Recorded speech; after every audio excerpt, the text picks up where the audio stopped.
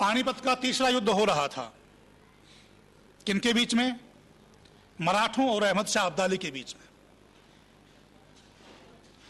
अहमद शाह अब्दाली निराश हो गया था मराठों की वीरता के कारण से। मराठों से हार मानकर उसने जाने का मानस बना लिया था कि मैं जीत नहीं सकता, मेरी हार निश्चित है।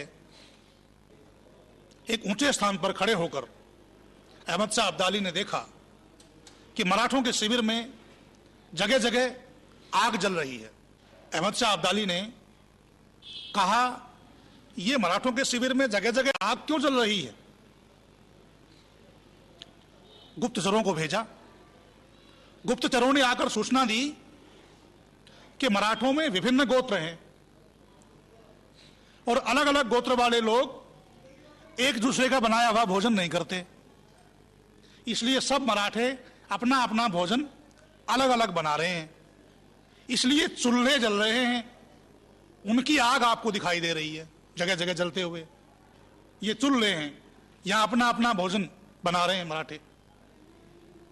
अहमद शाह अब्दाली ने कहा, जो मिल बैठकर साथ साथ भोजन नहीं बना सकते, साथ साथ जो भोजन नहीं कर सकते, उनकी विजय कभी नहीं हो सकती। अब यहां जीत मेरी ही होगी।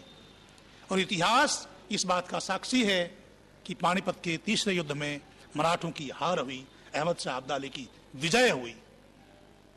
जो हार मानकर जाने ही वाला था, मेरे देश के लोगों की लड़ने की मनोवृत्ति के कारण, आपसी फूट की मनोवृत्ति के कारण विदेशियों का राज्य लंबे समय तक मेरे देश पर रहा। इसलिए वेद मंत्र कहता है, जही स्वयातमुत। मनुष्य अपने जीवन का, अपने परिवार का, समाज का और राष्ट्र का कल्याण चाहते हो तो कुत्ते की चाल को, कुत्ते की मनोवृत्ति को अपने जीवन से बाहर कर दो। देखो, कुत्ते में कुछ गुण भी होते हैं, पर हम तो यहां पर जो दुर्गुण है उनकी बात कर रहे हैं। वैसे तो हमारे एक श्लोक आता है विद्यार्थियों के लिए, काक चेष्टा बक ध्यानम स्वाण निद्रा तथैव च। विद्यार्थी कैसा हो? कव्वे जैसी चेष्टा हो, बगुले जैसा ध्यान हो, कुत्ते जैसी नींद हो। कुत्ते में एक गुण तो है, एक तो वफादार होता है कुत्ता, स्वामी भक्त होता है। स्वामी भक्त स्वामी के प्रति भक्त होता है, परंतु अपनी जाति वालों से विद्रोह करता है, अपनी जाति के प्रति वफादार नहीं होता, उनमें आपस में फूट होती है।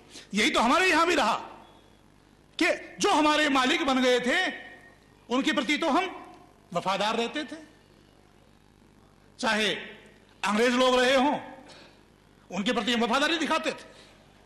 हमें राय बहादुर आदि की उपाधियां मिल जाया करती थी, सर की उपाधियां मिल जाया करती थी, बड़े बड़े पद मिल जाया करते थे, उनके प्रति हम वफादार होते थे।